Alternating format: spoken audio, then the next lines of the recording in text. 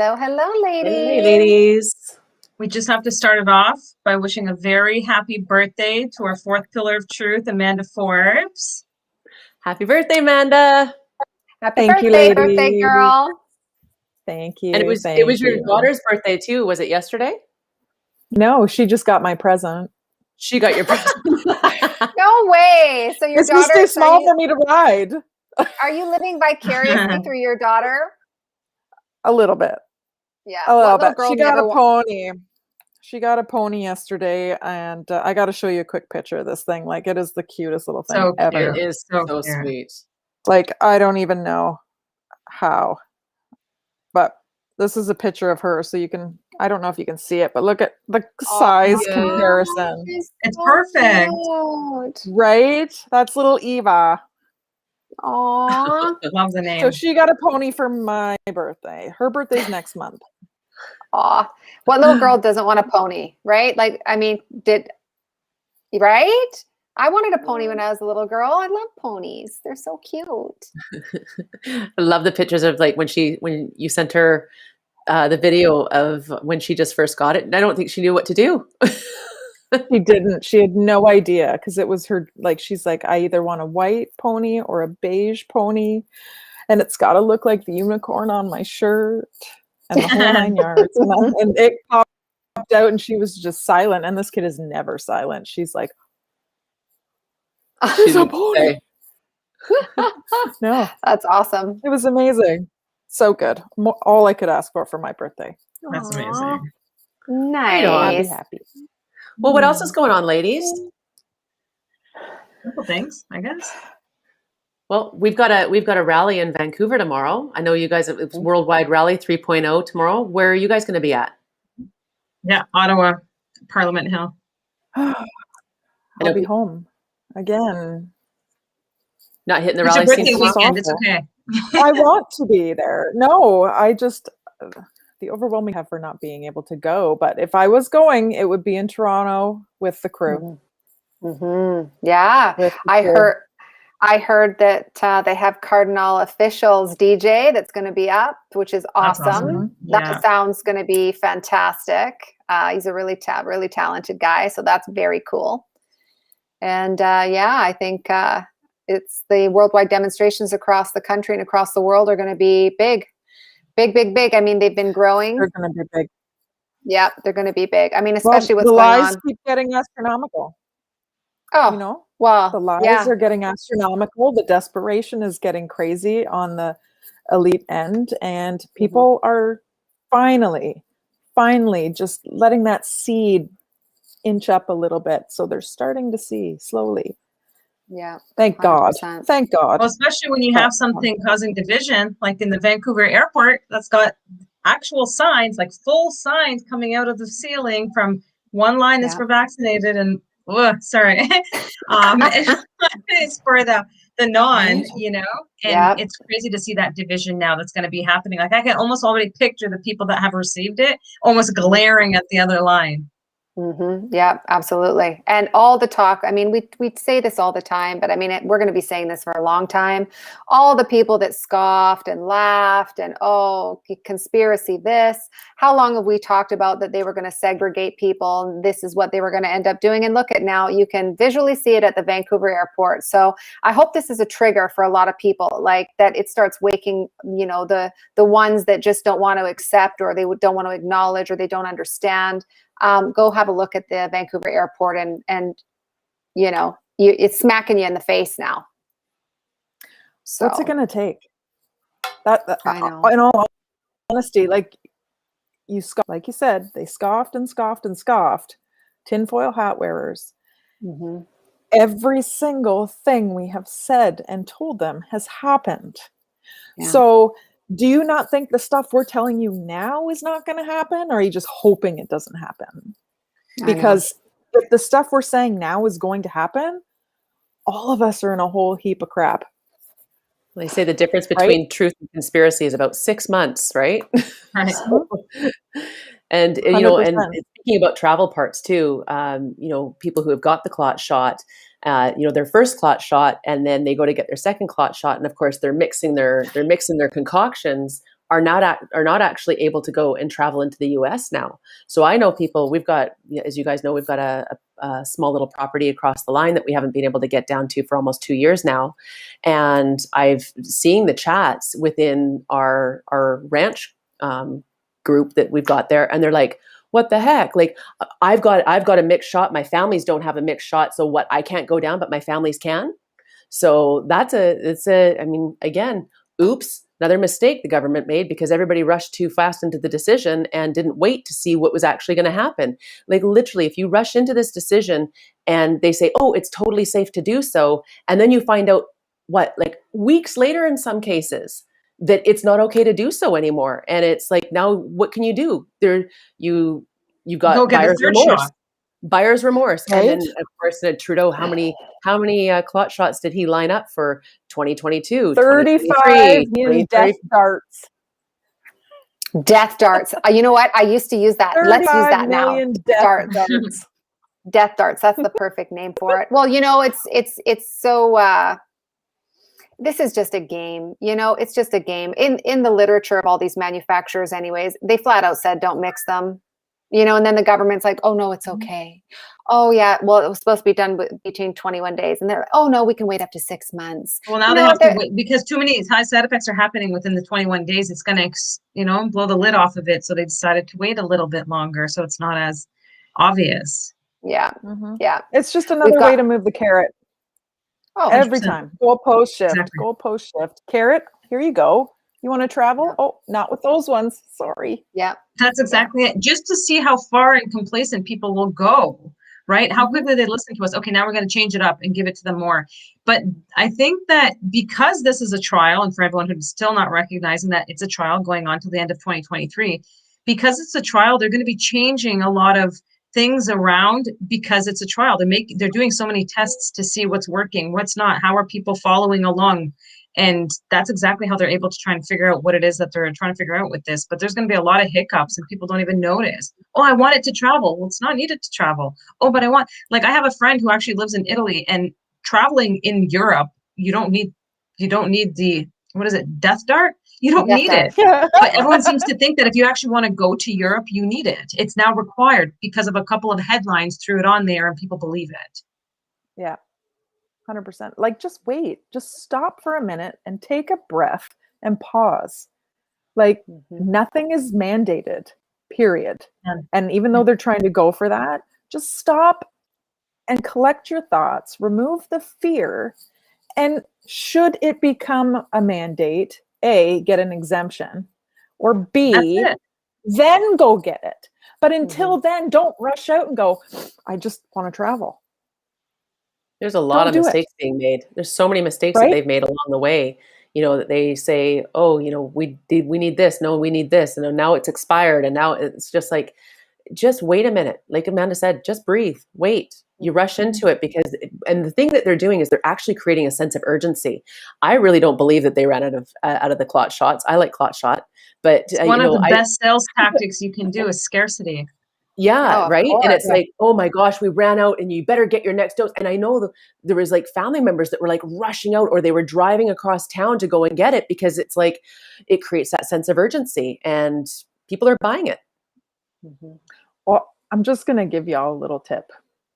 And I know my friend in the States told me this. If it is not an approved shot, the pharmaceutical companies are not allowed to advertise it. Who have you seen advertising any of these shots? Has it been the actual companies, or has it been the people that are showing up with their little stickers because social media is telling you to go do it? And the little groups and the organizations that are taking the government grants to push this through, they're doing the promoting, but the actual pharmaceutical companies are not doing any of it. The people are doing it for you, and they're using your fear, and you're falling for it. Well, they have spent 10 times more on sales reps in their history, right? On sales reps than they do on any testing. So they're just leveraging the exact same thing with these death darts even more. 100%. And you ladies want to touch on the nurses, what's happening over there in Ontario too? Take it away. Amanda? You go ahead. I don't know much about it other than the fact that I know that there are, is it the Nurses Association here in Ontario? The union. The union is trying to push to mandate and make it mandatory to receive the death guard for all healthcare workers, whether you're working directly with the public or not, across the board. Yeah, it won't work. And I'm going to assume that they want to mandate that only because such a high percentage of the workers in there, including many nurses that I personally know in my own city, are not getting it. So they need something to force them to do it. Well, thank God No for job, people. no job, no job, right? Oh, well, thank Taking God a for people. playbook from Australia. Thank God for people like Tanya Gaw over here in BC, you guys, because we've got a fantastic fighter that's going to be joining us today. I think we just heard her click in. Should we bring her on? Yeah. Sure. And this is why challenges are so very important across this country. Yep. Everybody, Hello. please welcome the beautiful Tanya Gaw with Action for Canada. Tanya has been our lead plaintiff into a massive lawsuit that she's spearheading over here, and we're so excited to have you, Tanya. Thanks for joining us today. Well, hello, all you lovely ladies. It's good to be here. I was excited. You look so fabulous. I love it. You do. Oh, if you only knew. Quick shower, hair up. It's been a day. Oh, good. It's been a busy week. I know. Well, it's been a busy year for you, but why don't you talk to us a little bit about what's been on your plate the last few days? Well, I've just been really excited about even the last couple of days what's transpired because, first I want to go, I don't know how much we can use the V word or not. We're using the word either clot shot or death dart seems to be coming to mind. or injection. You can injection. Is okay. Yeah. Yep. Or Odessa's Jabba Jabba. Yeah. Yes, Yep. right. That's, That having works done too. interview with Norbert and Roman on Monday and then Dessa on Wednesday. It was fabulous. But yeah, the Jabba Jabba came up and I was like, okay, I can do this. I'm not going to be the one to ruin this. But we've been working with Roman, especially for, it's got to be about 6 weeks, getting ready to launch the campaign that went out today and for people to give their injury stories. I was on the phone with law enforcement today and having a conversation with them and say, look, I've never, ever once known anybody that died of so-called COVID. And I says, when I made the announcement on September 13th that we were going to commence the fundraising for a legal action, I had never, like I said, known anybody that had COVID or died of it or knew anybody that died of it. And yet within hours about a week, I had 3 people who had contacted me who a loved one had committed suicide based on the extreme measures. And so from there, now it's gone into these last few months again, where I've still never known of anybody who died of COVID, but I am getting reports daily of injury and death. And it's devastating. 2 women I met this week who had miscarriages and they had no idea. The one was a lady, her mom's living with her. Her husband had taken it. Her mom had strong symptoms and a reaction to it, but her husband did not. And so she was pregnant and she miscarried. She was in her first trimester. And so it's very likely. And she had no idea how it was related to the injection. And she goes, oh my goodness, she goes, I'm so, she was so devastated. And then to think, well, which one would it have come from? And I says, well, did either of them have any reaction for starters? And she said, yeah, definitely her mom. Her husband didn't have any. I said, well, he probably got a placebo then. And so it would have been from having close contact with your mom, unfortunately. So that's why it was just a thrill to be able to launch this today, to have a platform where it will not be censored from Liberty. We don't have to worry about, what was it, 93,000 people were on a Facebook page for the injury and reporting, and Facebook just took them down the other day. Yeah. There was one I think site. that was the second one, right? I think there's a one with like over 100,000 members, and they took it down like over a month ago. Mm-hmm. So we're going to try to reach out and get everybody in social media to reach out and bring awareness, that they can upload a 3 to 5 minute video giving their testimony. And our hope, of course, is that this is not only going to bring awareness, but it's going to save lives and save lives of suffering. The individual that took the AstraZeneca jab almost 2 months ago. It was back in April. And anyways, he ended up having 6 feet of his intestines removed because he had clotting. Well, I'm in touch with somebody, a friend of his, and trying to encourage him to tell his story. And he is so devastated and so angry because he was never informed. He had no idea. Had he known something like this would happen to him, and he's on like 70 medications a day, and he is nowhere out of the woods. He's got a young family. He was an active person, I understand. Sounds like he was a wonderful man, and their lives right now are destroyed and on hold, and they have no idea what their future is going to look like. So we need people to hear these stories. Absolutely. 100%. And where do they go to find this? I think it's through Liberty, correct? Yeah, we've got on liberty.com, we have the Action for Canada page. Actually, I should have pulled that up. It's written down on another piece of paper. If they actually go to actionforcanada.com, and then under our menu, there's call to action. And the first option is recent actions. And it is the first one. You'll be able to click on that and then be directed to the Liberty page that we've set up with liberty.com in order to make this available. I think they were even going to run it on their homepage for a while to make sure that people were aware. Yeah. Well, people need to see how many injuries there are, because we've been trying to expose them for so long. I mean, I was booted off Facebook for 30 days just by uploading VAERS for, Europe and the US. And a lot of us got that 30-day for doing that. And so, there's Telegram now too that has these as well. But I think actually being able to see and hear these people's experiences, like that interaction, that human interaction where you can actually see someone talk about their experience and what happened to them. I mean, I really do think that is something that is, really going to, I think, make people have a better understanding that this is real. It's a lot, and it's not uncommon like they keep saying. It's very common. It's quite the opposite. Yeah, And don't forget, sorry, Tanya, but don't forget, we also created the vaxtracker.com, VAXXTRACKER.com. to give the people back the power to report their own, because we know doctors aren't reporting. We know they're not reporting accurately. We know they're being silenced from reporting. So we took that and gave that tool to the people, and the doctors are starting to pick that up now, and it's a worldwide tool, and you can go in and it pulls 80% of the data from theirs, and then as well as what the people put in themselves. So you can monitor the stats from across the world and where this is all taking place. So please give yourself that tool out there, you guys, and input any small to severe reaction.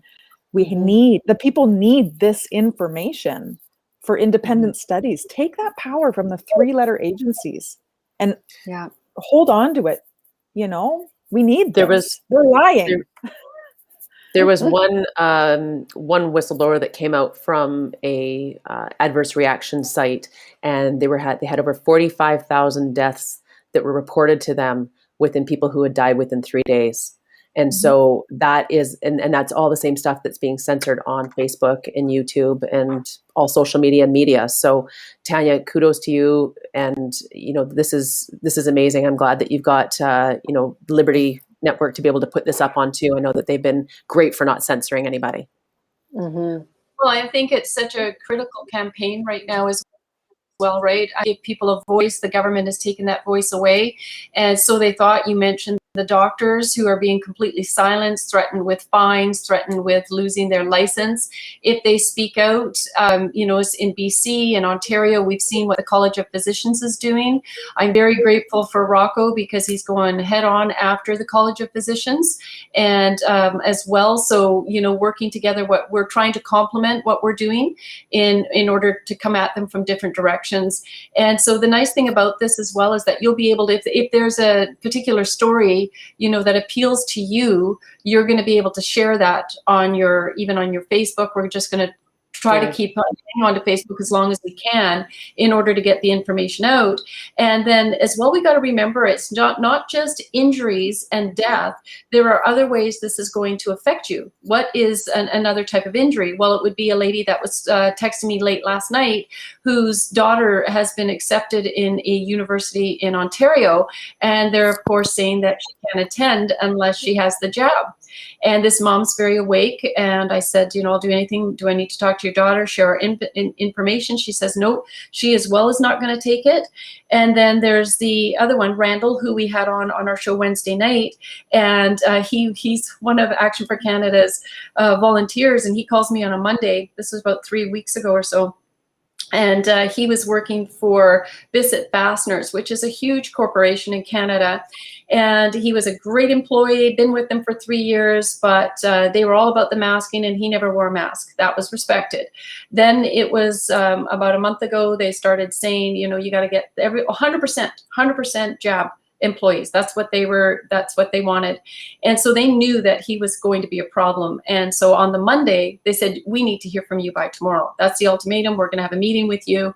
So he calls me and I stayed up till 2 a.m. in the morning and I took the notice of liability that we'd created for parents. I altered it and made it available for employees to give to their employers. So the next day he's heading in there and I'm like texting him, okay, how's it going? You know, what's going on?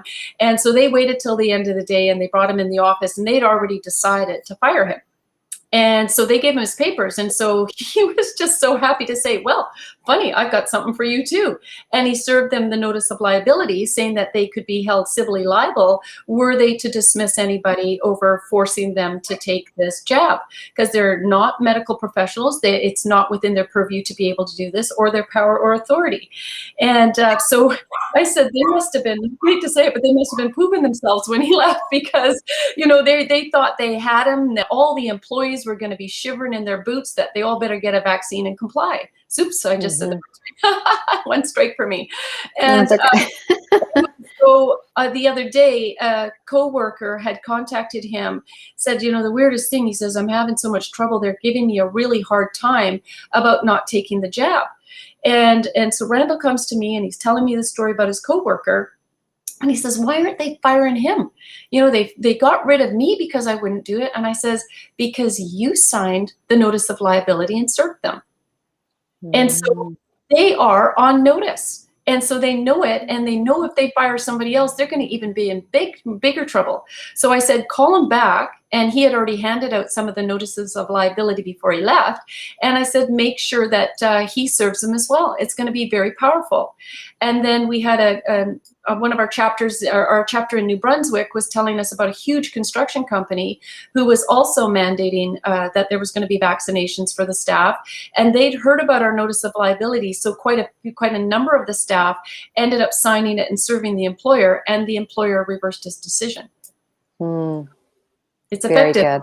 Yeah, be proactive, people. If you've got an employer, don't wait for him to talk to you about this. Say, I love working for you, but just in case you're going to get it in your head, since the government is pushing this, I want you to know where I stand on this issue, and start handing it out to your fellow employees. Get ahead of this. Let's shut it down. Well, and I think go ahead, Alicia. Oh, it's okay. I was just going to ask a real quick question of Tanya. I'm curious because I'm hearing a lot on radio stations, all these advertisements of these young kids saying, oh, I'm 16 and, you know, I can't wait till I get my injection so that I can hug my grandparents. So, you know, should these radio stations also be served notices of liability because they're literally promoting an experimental injection that is causing a lot of harm? Yeah, 100%. I have one of our team members who's actually working on a notice of liability to send to the media. And I think it 100% needs to be done.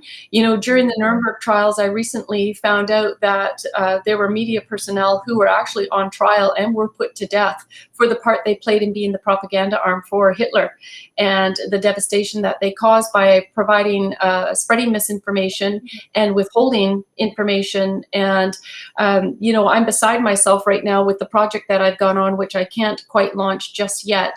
As far as information is concerned, but it does regard law enforcement and the legalities of what's happening. There's no doubt in my mind that this is crimes against humanity, and I'm going to do everything I can as well as other people who are working hard to expose the individuals involved, and that this is a genocide, that they know that it is. When I have 2 women in a week tell me that they've miscarried, and when I know that 82% of women that take the vaccine, pregnant women in their first trimester, miscarry. This is serious business. And when you start pushing it on children, when you start promising them that their university payments will be paid for, when you start a lottery saying you could win $1 million, this is coercion. Coercion is against the law in Canada. It's not permitted. And now they're targeting our children. And that was the main reason why I made the phone call today, because I'm like, we don't have time to wait for this. There is a vicious campaign to try to convince people that kids who are at 0% risk of catching a treatable virus need to get an experimental injection that is going to sterilize them and ruin many of them for the rest of their lives. Can you imagine? I don't know about you gals, but I was so excited to become a mom and get married. And it was like I was missing an arm. And I couldn't imagine being turned around and said, oh, by the way, since you took that injection, you're sterilized and you will never have a family of your own. And Tanya, I know you've got a lot of different documents that you've got on your website. So again, we're seeing a few questions coming in for people that are saying, like, where can they get this liability notice? So we know it's on actionforcanada.com. Can you just talk us through where they're going to find that in the pull down? Yep, super easy. Under COVID-19, the first drop down is notices of liability. You will find the ones in there for the parents, for the students. You will find the one for the employee, for the employer, and you'll also find one for elected officials.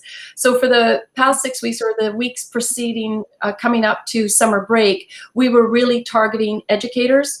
Action for Canada themselves ended up sending by registered mail the notice of liability to every single head of every single teachers union in every province and territory. And then we also served every Minister of Education. And then in BC, we had one of our teams serve by registered mail all 60 BC school superintendents. So we would encourage you, get a party together, get the notice of liability. There's 2 for students, for parents. There's going to be a 3rd one coming. And I almost had it finished today. And it is for students to give to the university deans, presidents, heads of college, heads of trades, whoever is post-secondary education. This will be for students to advocate for themselves. Parents as well, I would encourage everyone who's in on this, if you know colleges or university or trades within your communities, any other post-educational systems, facilities, serve them, even the notice of liability I'm going to talk about right now, because minors start first year and they're still minors, 17, 18 years old. So universities can be served, one of the ones we have available on the website right now. So be proactive and grab that. So we have 2. One is for parents to sign, and at the bottom they also put their child's name, and that's for kids that are currently attending or will be in the fall. And then for someone like myself, whose kids are 25 and 27 years old, they're grown. I'm like, I want to serve somebody. And so, and be an advocate for children. And so we've got one where it's just your name that goes on there. So you put the individual's name, and remember, this is like you're serving them personally. So I'm not serving the superintendent of school district 36. I'm serving Joe Smith. You are going to be held civilly liable for your personally liable. Yep, personally liable for your actions in this. And this has already been very effective.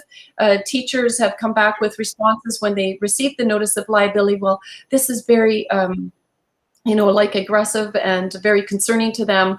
And so the parent turned around and said, oh, I'm sorry, I know you're doing your best. And I have to reiterate to everybody, do not apologize. These teachers have sat for over a year and a half, or just under a year and a half, and they have watched your kids, a classroom of kids, been abused by the masks and social distancing. 31% increase in emergency hospitalizations for minors, and highest ideation of suicide rate of all ages. We have no apologies to make. And for those lovely teachers who stayed on just so their kids could go without masks in school, and they weren't pressing in on them, to you, we're doing this for you as well, because it will empower the teachers. So now they can be served a notice of liability. They can go to their principal and they're say, I'm no way I'm participating in any of this. And so the other one I want to mention before we get to the other notices of liability is just prior to this, we were focused on getting the masks off of kids. So we did a petition from Citizen Go, that's on our webpage as well, under parent resources. If you go under campaigns, go down to parent resource and you'll find this. And it was to get the masks off, no more social distancing, and the hand sanitizers. So we took a video from Niagara School District, and it was, I always say, it was like rainbows and puppies and you know, butterflies and all the rest. They made it, it was well marketed, it was well done, it was colorful, the music was happy, children were smiling as the parents were covering up that smile with a mask. And then they were talking about, don't forget, you know, to social distance, and they're tapping in, you know, with their teacher on the elbows in the class, and hand sanitizing. It was about a minute long. And so we took that and we made it into about 3 minutes, and we said, this is what the school boards and the unions are not telling you. And then when they talk about masking a child, we show images of the children's faces with the actual rashes on them. And we got lots of photos of this. And then with the hand sanitizers, you've got raw rash from hand to elbow on some children, sores on others. And then this wonderful gal that we know who, young woman, she comes on and she gives her testimony of what it's been like for her in the last year, and how there's up to % depression, you know, anxiety amongst her peers. And so we're just bringing that to light in about 3 minutes. And then we provide a mask exemption letter of a non-compliance. And so one, we absolutely, you need to sign the notice of liability, but please also sign the mask exemption.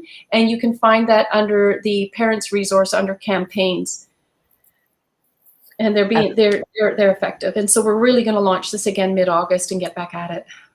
One of the things that some people don't know, Tanya, you were instrumental in helping to get my son off the mask at school. And we know that there's a very strong possibility that these masks are going to be mandated again in the fall.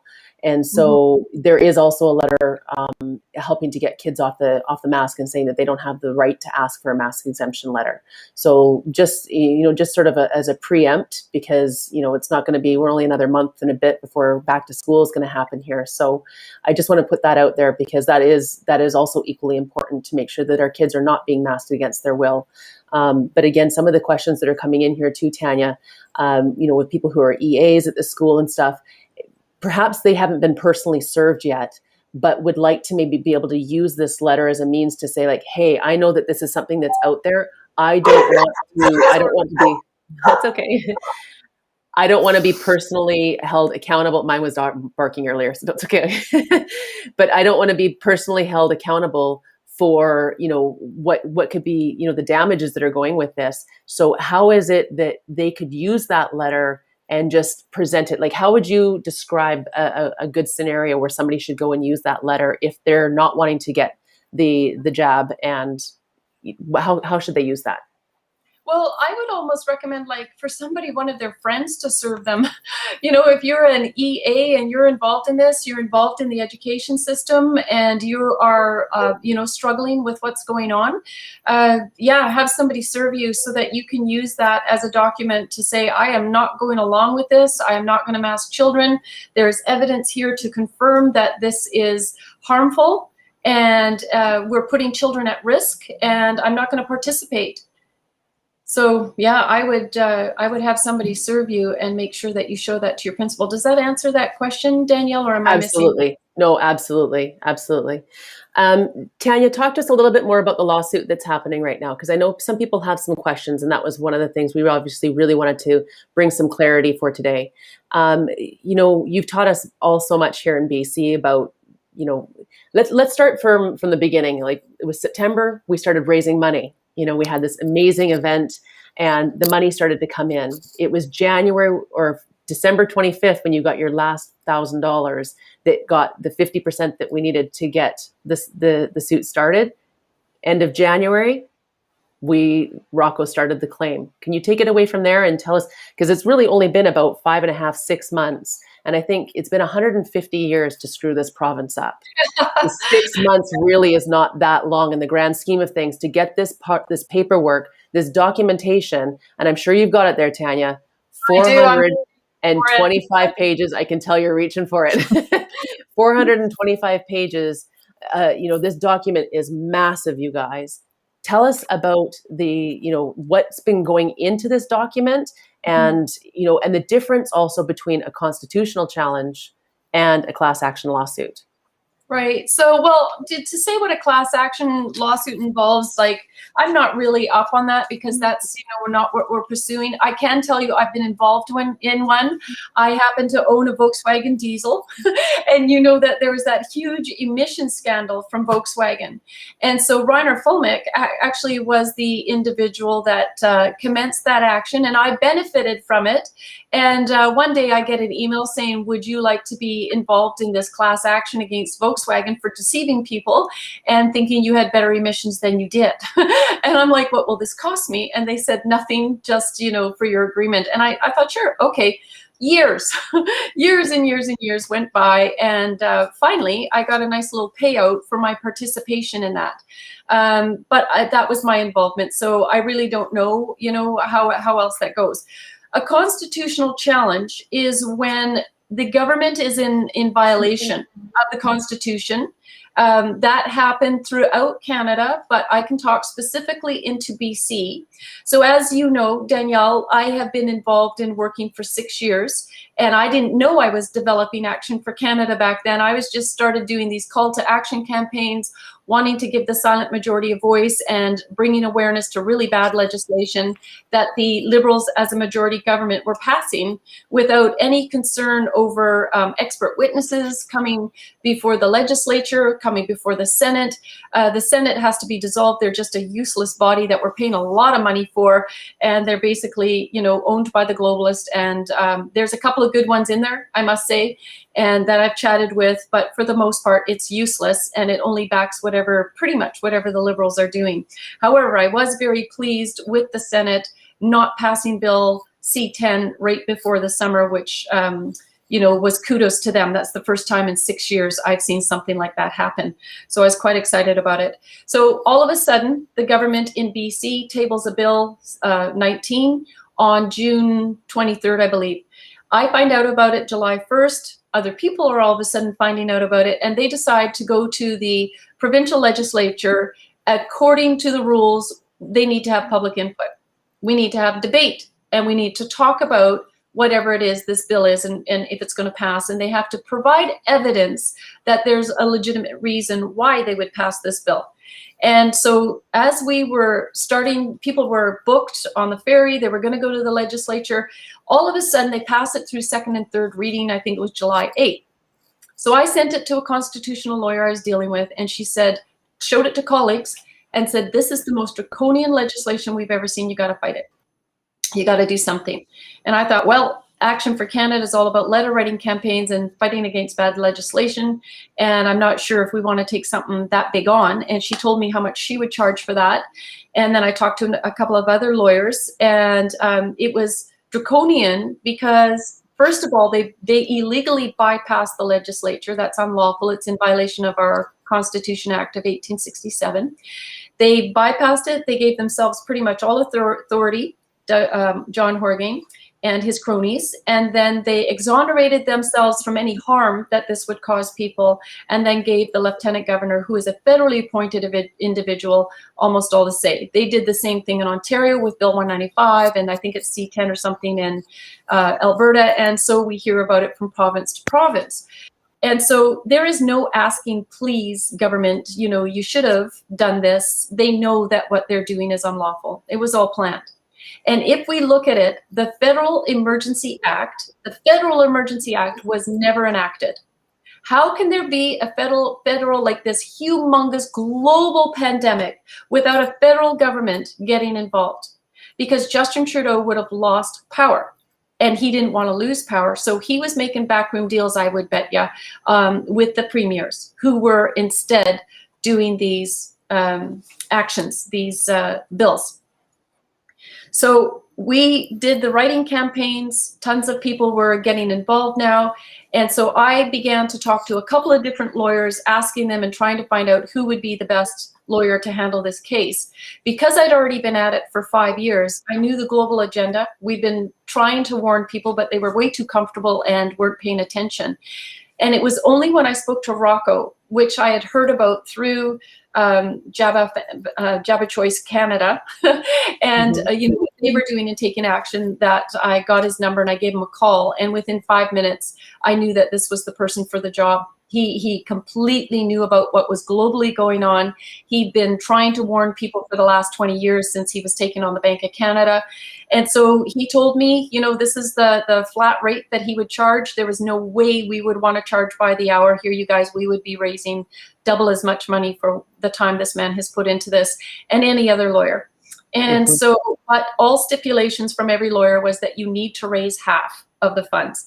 The reason you need to raise half of the funds is because it's such an expensive litigation that you need to know, and the lawyer needs to know, they're going to be able to see this through. Can you imagine? It costs hundreds of thousands of dollars and you could only come up with maybe $20,000, $50,000. What kind of case are you going to have on $50,000? And when you need to bring in the types of world-renowned expert witnesses that we will be doing. And so on September, I spent a couple of months last summer trying to raise money, and I just don't seem to have those kind of peeps in my neighborhood. And so I showed up September 13th with no money raised and talking to God and saying, am I really doing the right thing? I'm the type of person that has everything paid for at the end of the month, and that's how I've always lived my life. So this was a huge sacrifice and endeavor for me to take this on and talk to my other 2 board directors. Anyways, we did. And you saw the amazing response we got from the crowd that day. And that was more than raising money. That was an indication of the heart of the people, knowing that we needed to take action. But because we're in a fast food society, everybody thinks that we should have filed and had this done and ready. It wasn't till December 25th, as you say, that I had raised half of those funds, along with coming to the rallies and the wonderful help from you, Danielle, and the other rally supporters. You know, Alicia. And Alicia, yeah.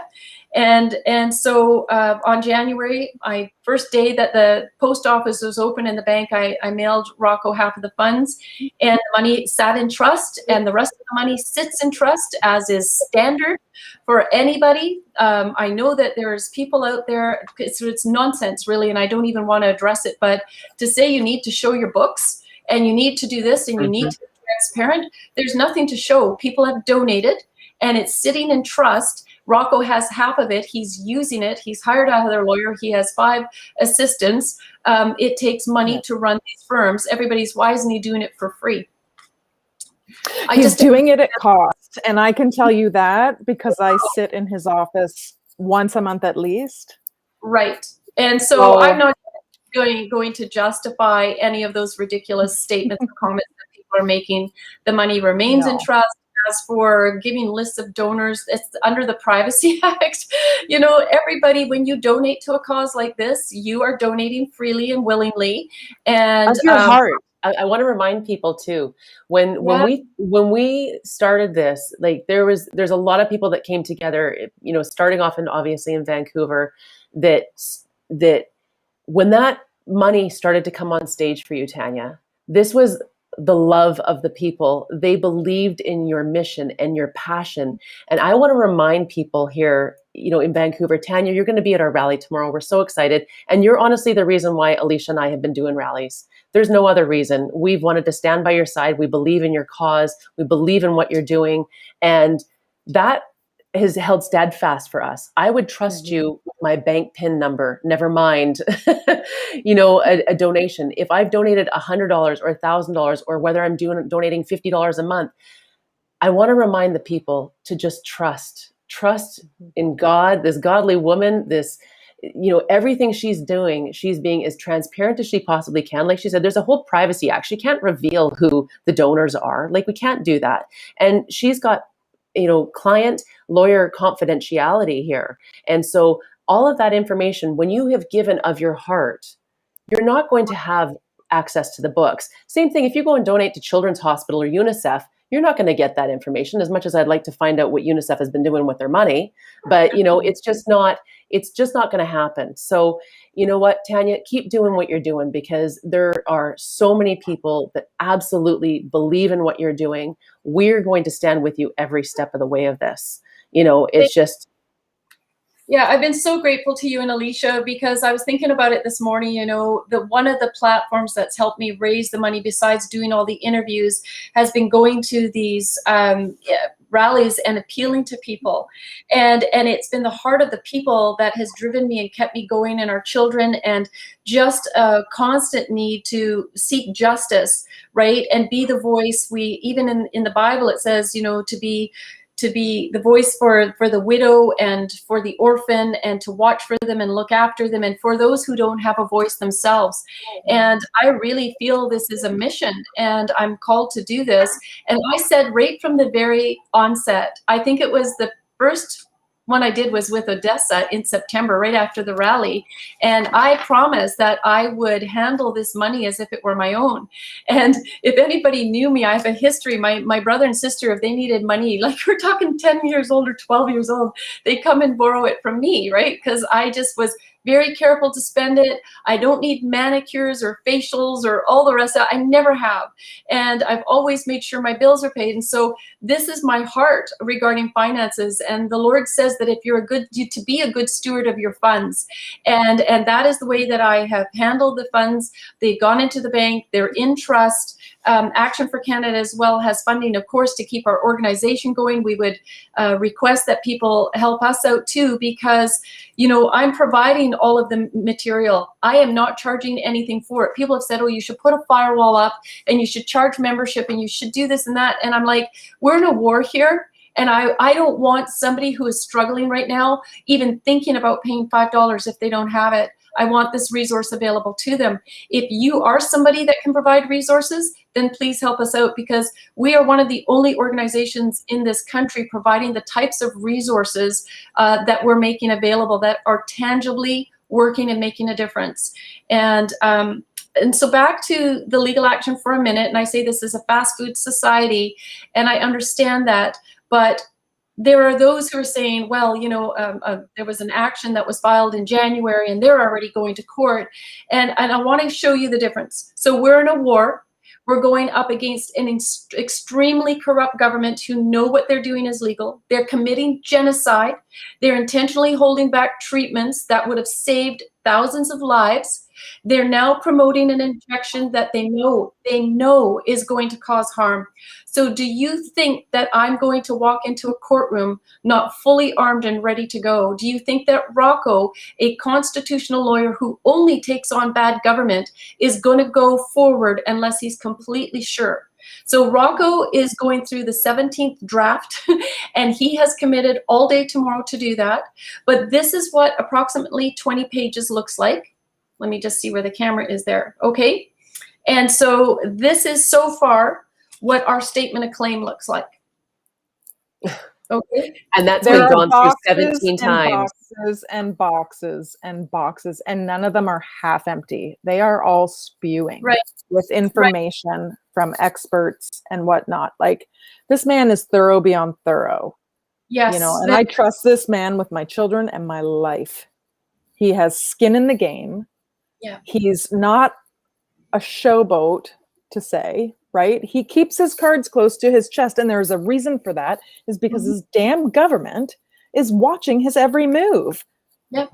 And they're watching our every move. They're watching my every move. They're listening to what I say. So, but the foolishness of these people who are trying to create this division right now is pure foolishness. And it's harmful, and it's harmful to the whole goal of trying to protect our children and the citizens in this nation.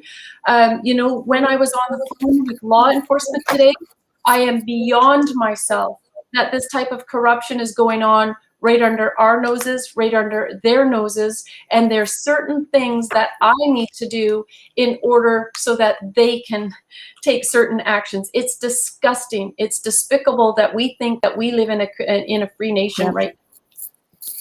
Yeah. And it's been happening for years, unfortunately.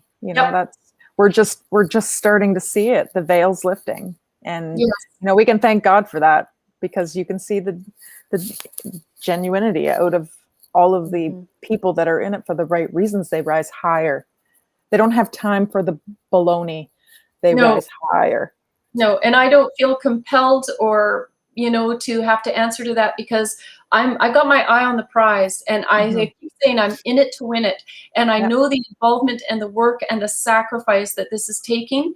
And, there are things that I would love to be doing right now, but I can't even in good conscience do them because of how important this is. So I have a lot of parents right now and students saying, what are we going to do? We're going back to school, and the universities are saying we have to take this. So our team has right away got together, and we're editing it to make sure that they're going to have this available. And something else that is one of my team members as well called me this morning. She's on holidays right now, but one of her colleagues at work has reported that this has been a terrible company to work for, and they're now saying that one person had tested positive, and so now everybody not only has to mask, but will be forced to take the it's not called just PCR testing. What are they calling it now? The rapid testing? Rapid testing. And so first of all, I said instantly they should be requesting a blood test. And because it's very likely that that's just going to come back negative, as it was for a family coming out of Mexico. You remember? That's my girlfriend. And we said, get blood work right away. And sure enough, the daughter came back negative. The PCR test is complete garbage, never meant for this.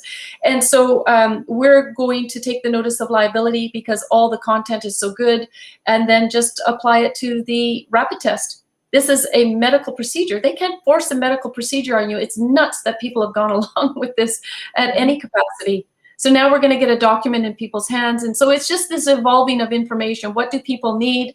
How can we get this resource in our hands? If you haven't joined Action for Canada, so Action with the number 4, it's on the screen there, actionforcanada.com. Make sure you join, because then you'll receive our letters that come out each week. It's usually 1 up to 2. And this notice of liability will be coming out next week. This one for the rapid test will be coming out, I'm hoping, by next week. And so then you'll be equipped and you can help equip others. Well, and I know, I saw somebody made a comment the other day. They said, we're not getting any updates. What's happening? And I thought, you were on Odessa's show this week. I know you're going on every show you possibly are getting invited on to. I know that you are actively writing letters. You are responding to every person's, cry for help. That my girlfriend from Mexico, she called me. She was in a panic. She had to be at the airport within an hour, and her daughter's PCR test came back positive, and with the rest of them had come back negative, and she's freaking out. She's got to be at the airport within an hour, and she's like, what do I do? And I said, well, first thing first, I said, it's probably a false positive. I said, so it's probably, and so sure enough, she got her in for this blood work, and yes, it came back negative afterwards. But Tanya, you are, never mind the letters and the weekly Zoom calls, because I know people can sign up for your Zoom calls too on your website. Is that correct? Yeah, we have, I go to about 7 or 8 a week right now. And the reason is I was sort of a one-man show. I had 2 directors, but I was doing all the call to actions, building the website. It's just what I was doing. And my other directors came on, but they were not able to help out for various reasons. So when we launched the action, people were finally, can we help? So we got a core team of 6. And then come December, I was so overwhelmed with launching the pastor team and the business team, the business resources and team that we were making available. And then I started contacting people who were wanting to help. And so we have probably about 40 on our core team. And so then we got a pastor, a business team that meets on Tuesdays. It's for all business members can. The pastor team is on Thursday, a writing team on Wednesday, a social media team we've got now. We're just launching our social media to get our stuff out further, a videographer team, and then the parent team that meets on Fridays. Well, we're just changing that to Tuesdays, actually. And so we've got parents across the nation, we've got pastors, etc., that are joining us. So it's a lot of work to get us where we are. And so it was a lot of commitment for me. I was stretched very thin as I was trying to do the notices of liability and trying to take care of any of the legal information, because I thought it was imperative that I invest my time with these team members to make sure that they embraced what was in my being and the focus for Action for Canada, that they knew the vision. And so that just took a lot of time to get, team leaders. And so we're getting very close to accomplishing it, where I can spend, maybe half the time or even miss meetings. And then, of course, our core team meeting meets on Mondays. And yeah, so I haven't taken a day off. I'm working 7 days a week to do this. And I just want people to know I don't really care what you say about me or your opinion of me if you have a negative response to me, because it doesn't matter what you think. I know what I'm accomplishing and what Action for Canada and what our team members are doing voluntarily in this nation for every single citizen. I get behind them. I support them 100%. I'm extremely grateful for every single one of them. Their voice matters. And I feel good when I wake up in the morning and when I go to bed at night about what we're accomplishing. So you do so much, Tanya, and you even mentioned about the 2 a.m. calls, and I know you and I have had some late night conversations, and I've got to say too, Alicia and I both appreciate your prayers, because we've been praying for you too, and I know God has put some really important things on your heart, as you say, and we believe in what you're doing, and we're just so honored just to even be part of working with you. And I at this point, I'd just like to ask everybody to, if you feel that it's on your heart and you believe in what Tanya's doing, please donate. I know that we're so close. I know you said you've got some more donations that came in recently, Tanya, that were very exciting, and please share. Yeah, I want to announce that I wanted to make sure we did it beforehand. Ted Kuntz from Vaccine Choice Canada, he is just one of my strongest allies. We've been working together, for just over a year now when we met, and it's fast friends. I trust him with my life as well, and everything that he's doing is magnificent. And so he ended up contacting me, and yesterday they donated $25,000 to the legal action. And so we're up at almost just a smidge away from 91% of the funds raised. So I am just like, if you guys knew my heart a year ago, while I was thinking about raising this money, and I was like, okay, God, if you want me to do this, I need to raise $100,000, $100,000 by the end of the summer. That's just because I was like, I've got to have some confidence in what I'm doing, and to show up with nothing, at the rally, and to be at nearly 91%, it's just a huge step of faith, leap of faith. And I just feel that God is in this, and he has said, you're going to seek justice in the courts. People are worried about the judges. I say, don't worry about that. I believe in a God that says, if you have the faith of a mustard seed, you can move mountains. And years ago, I started thinking about that as a woman of faith. And first of all, God had called me to proclaim Canada as a Christian nation. And the reason was, as I always say, it sets us apart from totalitarian extremist and communist regimes just by the values and the laws that were created based on biblical principles. That doesn't mean you have to be a Christian in order to live in Canada, but you can see that the system of governance is based on these principles, and that's what gives us freedom and democracy, and that's why the government is going nasty hard after the churches and shutting them down, and he's going nasty hard after the Indigenous people to make them look like they're the ones burning these churches down. I say they're not. I say this is the nasty government doing this, and we've got to have our eyes wide open right now. And so I believe that this proclamation of Canada being a Christian nation is paramount to our freedoms and democracy. We need to get patriotic and get behind this, because it is core to our freedoms. And so then as I was going through this, you guys, the little joke I'd always say, like, God laid this on my heart. And I'm like, I got 12 people on my email list. Who am I going to I said, okay, Lord, let's do this. And, I just started to write the letters, get to know new people, go to an interview, and go to a rally. And it's just created Action for Canada. We've got over 40,000 people on our email list. And I feel that that's going to grow immensely in the years ahead. And as we continue to advocate for Canadians. But in that, where my faith has grown, was to see that what did it look like? If the Bible says to have faith of a mustard seed was like the smallest little seed you could have, that you could move mountains. And that mountain is being moved. That mountain is being moved right now because we're coming up. The mountain is this cabal, this global cabal. And evil has always had a moment to prevail in history, but good has always conquered it. And we've got to count on that, but we have to participate in making that happen.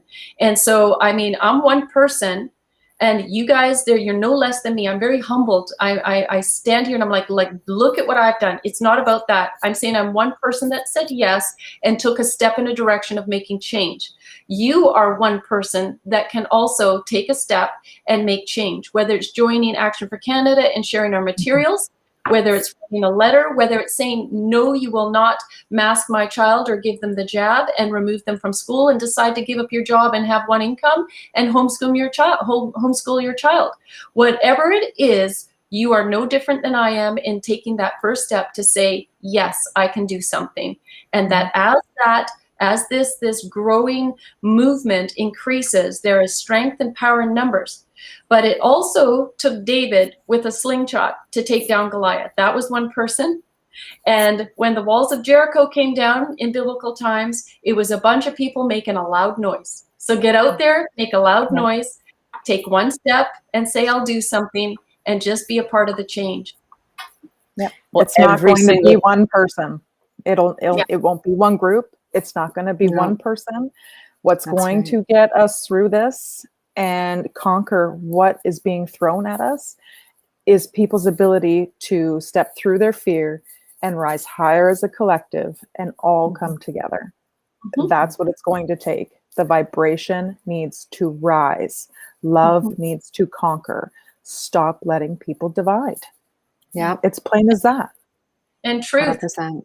Cut through the lies, get to the truth. The truth will set you free. Absolutely. And every single thing we do makes a difference. You don't know what it's going to take to wake somebody else up. You don't know what it's going to take to stop somebody in their tracks from getting the jab. So everything you do makes a difference. And I think that that's another thing too, that a lot of people don't recognize, is that there are people that are fighting for you. And I put up on my post yesterday, Tanya, before we came on, was that, for those of you that don't know, there's a lawsuit taking place. It's happening. It's going to happen. And I think that that's why people are acquiescing to the jab or acquiescing to wearing the mask, because they think that this is just, if they comply, then that's what's going to make this all come to an end. And I'm letting you know now, you don't need to acquiesce to this. You can stand up for your rights. There's all the documentation that you need on the Action for Canada website, whether it's keeping your kids off the mask, whether it's pushing back on your employer. This is holding them liable to make them, so that all of that legal documentation that you need to back you up, you can hand it over to them. And speaking firsthand from somebody who presented the mask exemption letter for my son, which wasn't really a mask exemption letter, but it was a letter to say that you don't get the mask exemption letter. I was worried. I was nervous. But when I provided it, nothing bad happened. The school backed down. And that was the thing that I was really nervous about, but nothing bad happened. And people I've been directing to your website, they've been using it with their employers. They've been worried. They've been nervous.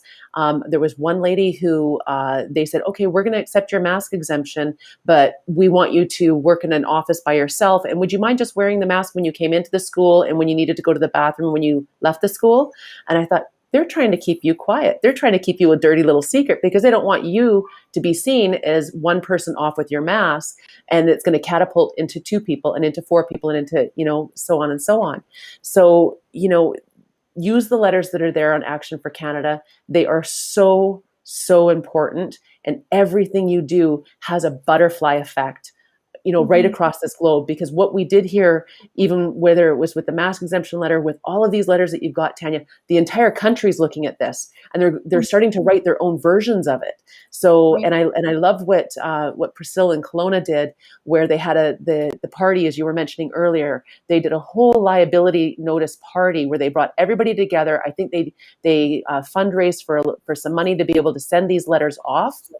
And they sat there and they just made a party out of it. So collect, get together with your friends and, stuff and print and sticker the envelopes and get these letters off to all of the schools in your community or all of the media in your community. Just get it off to anybody and everybody, because this is the stuff that's going to shut this down. We, the people, are rising up. It's not going to happen anymore if we keep coming together. So I am just so grateful for everything that you're doing, Tanya. Alicia and I know that I'm so grateful that Amanda and Tanya were so on board, and it was so great, Amanda, having you on here too, because you've worked firsthand with Rocco. So this validates everything that Tanya has been telling us over here in Vancouver, BC. I know you guys know this guy is salt of the earth. He is fighting the good fight, and he's putting everything on the line for it. So please, let's just keep lifting this woman up. We want to lift good people up, not tear them down. And Tanya, you've been so good to us, and thank you for stepping out and being that first person to do this. Please donate for Action for Canada. We've got 9% left. I want to do this between today and people watching this show and you coming to the rally tomorrow. Tanya, this would just be an amazing thing if we can get that final 9% off the plate. Let's just get this out of the way and pull the slingshot on this. Well, thank you so much, Danielle. It's always a treat coming together with like-minded people and people who see the vision and understand how serious this is. I'm just grateful to be here. I'm grateful to every single person. I know that people who send us a check, I used to sit up late at night and write thank you cards, and it just got to be so much that I have 2 ladies, Jennifer and Mary, who come on Tuesday, and Mary writes all the thank you cards now, and I sign them personally. And I wish I could do that for every single donation or respond to it. But when it's coming in en masse like this through Stripe or through e-transfer, I just want you to know it's really difficult to respond because I am so busy on this other work. And I just want you to know from the bottom of my heart, I send you a personal hug and a huge thank you, genuinely. Oh, we love you, Tanya, and thank you for coming on the show today. Yeah, absolutely. And just know we will always stand with you. Always. Thank you so much. Absolutely. Thank you, everybody, for your birthday wishes. That was awesome. Happy birthday. Thank you so much for all the birthday wishes. I see them. I love you guys. Thank you. It means so much. Birthday girl, happy birthday. I was on late, so. No, that's okay. Thank you. Thank you.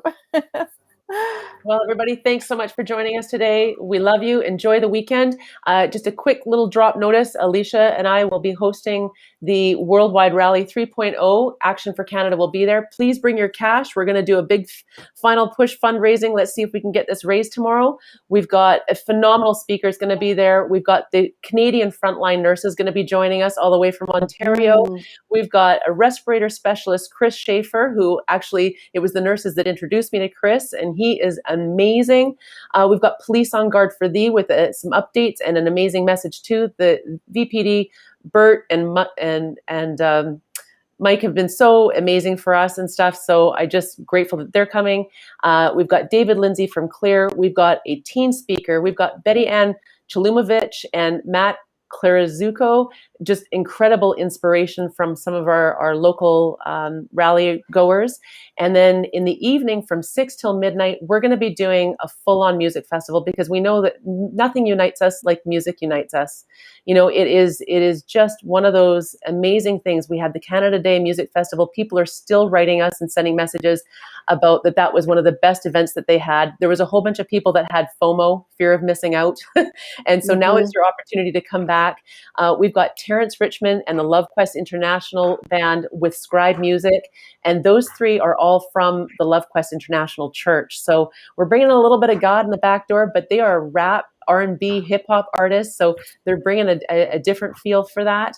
We've got Jenny Doyle and Danny Davies, who did perform for us on Canada Day with some country music and some old school music. They're amazing. We've got Sasha Jordan. We've got Jeremy McKenzie and DJ Dizzy D, who is our awesome friend Jeremy, who's going to be playing on the vinyl and doing some DJ music at the end of the evening. And dancer of all ages, Michael Jackson performance that we're going to have in the middle of I guess we call it our halftime show. So, you know, it's just nice to bring some entertainment and some art and you know, to these events, and it just uplifts people. So I know some people said, you know, we don't need all of this, you know, fluff around it and stuff. We just need to fight for our rights. This is just another way of, if you like the rally part, come to the rally part. If you want to come to the music part, come to the music part. But either which way, it's about inspiring you, motivating you for change. It's about raising your vibes, coming together as a community. And so whatever your flavor is, just come and enjoy part of it. We've got a kids corner to, for the parents so that they can let their kids play for a while. There's going to be food trucks on site, washrooms, of course, and bring a cooler of, basket of food if you want. Come and enjoy us. Enjoy being with us tomorrow. We look forward to having everybody. And let's get to that 100% by tomorrow. Awesome. Right? All right, ladies. Well, let's Good. call it a wrap. And Yep. everybody have a fantastic weekend. We hope to see you at the Vancouver Art Gallery, and enjoy your weekend too, Amanda, your birthday weekend. Mhm. I will. Have a lovely- Thank you, ladies. Thanks, everybody. Have a Thank you. lovely weekend, you guys. We'll see you tomorrow. Whoever's in BC and Vancouver. We'll see you tomorrow. Love y'all. Bye.